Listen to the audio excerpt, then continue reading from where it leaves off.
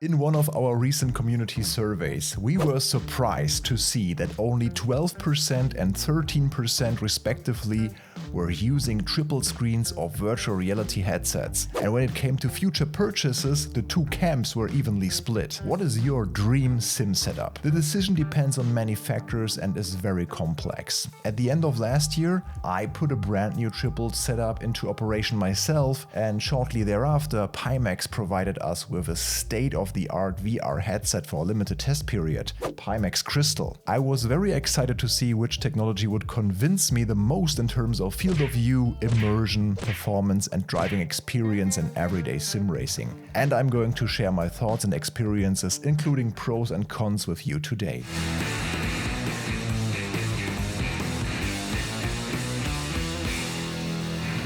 You're watching Overtake, I'm Michel, and we will start today with an overview and specifications of the two objects of comparison.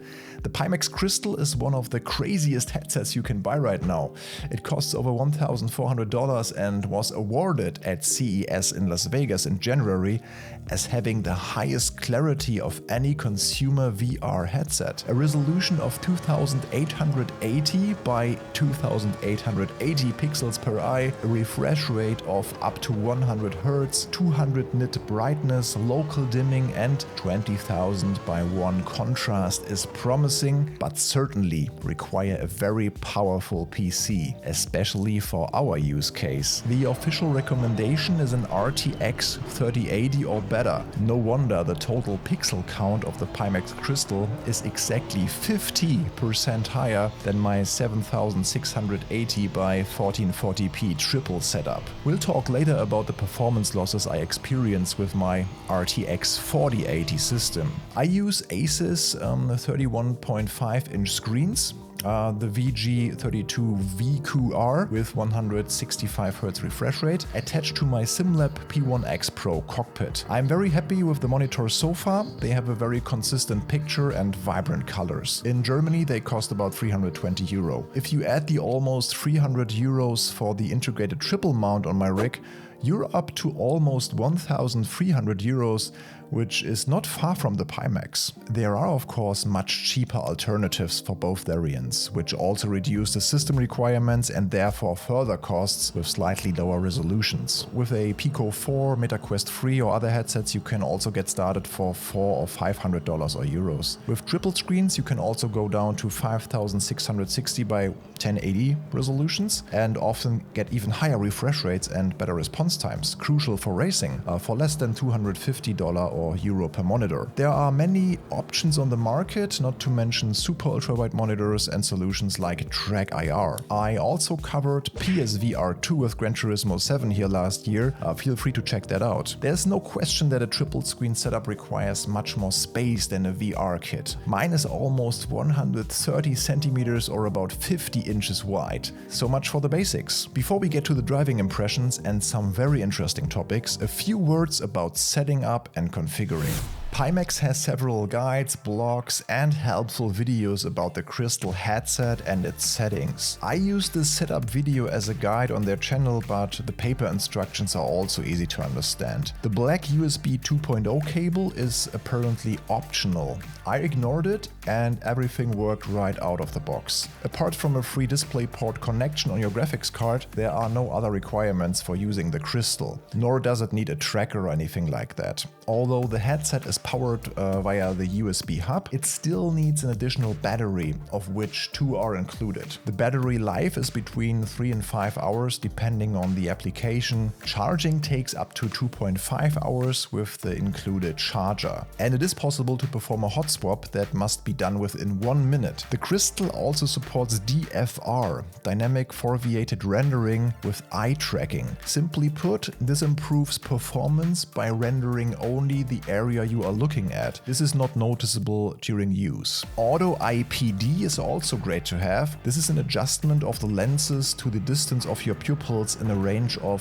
58 to 72 mm. You can also set up your room and environment in Steam VR, though I sometimes had to reset the position when switching between racing titles. When it comes to configuration and the depth of FPS gain, including using OpenXR, this is an absolute rabbit hole with countless tutorials and options. Our colleague Yannick is also a VR user since a few weeks with the Pico 4, and according to him it took several weeks just to tinker with the optimization of Automobilista 2. He recommends this video by DDF Racer. For VR and sim racing, you have to be the type of person who spends hours researching and tweaking, which is not everyone's cup of tea. For the triples, it's not a walk in the park either, especially if you want to avoid using the NVIDIA Surround or AMD Infinity tools, which means some work, like adjusting XML files. In some cases, such as the Codemasters titles, where you don't even get the real triple support, but you only have this stretched image, you can't avoid the NVIDIA Surround solution as an RTX owner, for example, which can be a bit clumsy at times.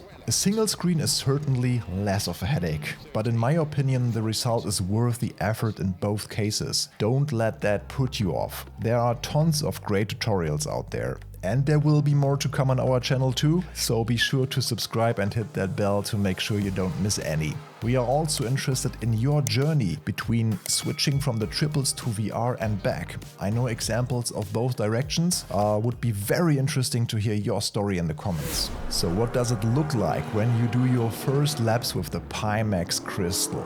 The image sharpness, colors and contrast are very impressive. Everything looks crisp. You will notice that dark or black surfaces or areas will actually appear dark and not washed out. I did not notice any screen door effect, visible grids or pixels. The clarity is really where I wanted it to be when this whole VR thing started a few years ago. The sense of depth and the active perception of the environment are factors that really appeal to you. To be able to look around the cockpit, to look into the apex, that's just another level. And when you go back to the flat screens, there's definitely something missing. The sense of speed increases too, and I felt that I could adapt more quickly to new situations or tracks because the braking points and steering were better coordinated with my hand and eyes. Only with Dirt Rally 2.0 it was the exact opposite. It will take me a while to get up to speed of driving on the monitor.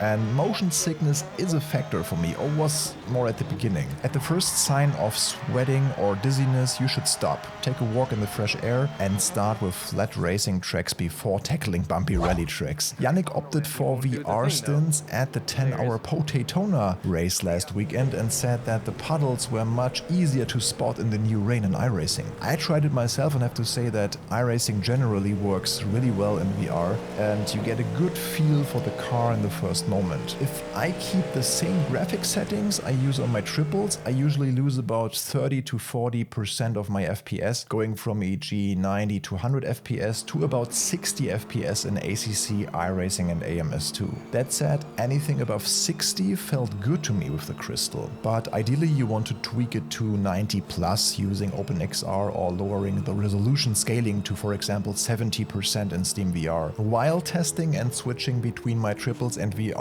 I noticed the field of view aspect. Something that is very important for us sim racers. The human eye can see about 200 to 220 degrees horizontally. According to the manufacturer, the 35 ppd standard lenses of the Pimax Crystal achieve a horizontal FOV of up to 115 degrees, which is very strong in VR comparison. They also have a big FOV lens in the work, which should improve things even more. Of course, you can change your view at any time by just moving your head, but you must if you want to see a car approaching from the side. Using this highly recommendable FOV calculator that we linked in the description, my triples allow for a natural, nearly 160-degree horizontal view, which pretty much stretches from left to right, front windows for many cars. It makes it much easier for me to be aware of cars around me without having to move my head too much. That was quite surprising, but also logical when you think about it. This is definitely an area where VR headsets need to improve going forward. I also have to say that I still noticed the dark edges while using the Crystal, which killed a bit of immersion, but it's way better, for example, than with the PSVR 2. But thankfully, also no light leaks. So there were some pros and cons: better performance, more FPS with the triples, a slight win in terms of the horizontal FOV, but the pure experience, much closer to reality, is much more remarkable with VR, especially with a crystal clear unit. Comfort and ergonomics are also important factors. The Pimax Crystal weighs around 1.1 kilograms or 2.4 pounds, including the battery. Since the battery is on the back, the weight is well distributed. After longer use, I did not feel any significant pressure points. However, Pimax is working on further improvements and head straps. It could be argued that it even adds to the immersion, as race drivers wear helmets that weigh a bit more, depending on the specification. As we just had the FOV topic, interestingly, an FIA-compliant helmet has to guarantee a -+90, aka 180-degree field of view. Another side note, I think the Crystal could be a bit nicer in terms of material and finish for the price, but I also understand that technology and weight are paramount. Some factors you should also consider when deciding between triples and VR. Some of you have nice equipment in terms of wheels, button boxes, dashboards and other cool stuff to improve the immersion of the place you are sim racing in. For example, you have a 1,000 euro or dollar wheel that is super fancy, you just can't see it anymore. You won't see them when you enter the virtual world, where ideally you will have the well-modeled replicas of the real car that you are driving right next to you or right in front of you. It's a mixed bag, but you get the idea. Using buttons, rotaries, encoders, and sometimes we have a lot of them, can be a challenge with VR. The same goes for checking your phone, interacting with your friends, families, pets, and sometimes just eating or drinking while driving. Removing the headset between sessions can also be annoying. So think carefully about how you want to use it and what your priorities are. So what does it look like for me personally after all of this? As long as I'm still allowed to test the Pimax, I'm extremely happy about short immersive trips. Automobilista 2 in particular has a lot of content to offer that is simply fantastic in VR, especially the historic stuff. I'm currently very happy with the triples for long-term use. I think a super ultra wide would have also worked for me and would have been more relaxed for streaming. Ideally you would have just both triples and VR, but for me the deciding factors are graphical detail in harmony with high FPS and the comfort factors I just mentioned, which currently make me use the screens more, especially when I want to drive for longer periods of time while switching between games. On the other hand, you can use many other applications with the VR headset. There are more games like Half-Life Alyx, for example.